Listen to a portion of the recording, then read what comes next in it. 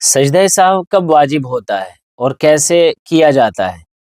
सजदा सहव वाजिब होता है जो चीज़ें नमाज के अंदर वाजिब हैं उनमें से कोई एक या ज़्यादा भूले से छूट जाए या फ़र्ज़ के अदा करने में ताख़ीर हो जाए, देर हो जाए। उसके अदा करने का तरीक़ा ये है कि जब आप नमाज के आखिर में, यानी आपकी नमाज 2 रकत वाली है या 3 रकत वाली है या 4 रकत वाली है, जब आप नमाज मुकम्मल करके बैठ रहे हैं, तो अब आप बैठ कर के अत्तहियात पढ़ेंगे।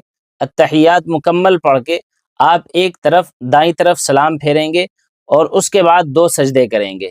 और सजदे में वही जैसे सुब्हान रब्बियल आला कहा जाता है 3 मरतबा कम अज़ कम, या 5 या 7 मरतबा कहने के बाद फिर आप जो है 2 सजदे करके फिर आप बैठ जाएँगे। और अब आप फिर अत्तहियात पढ़ के, दरूद पाक पढ़ के और दुआए मासूरा पढ़कर आप फिर दोनों तरफ सलाम फेर देंगे, आपकी नमाज मुकम्मल हो जाएगी।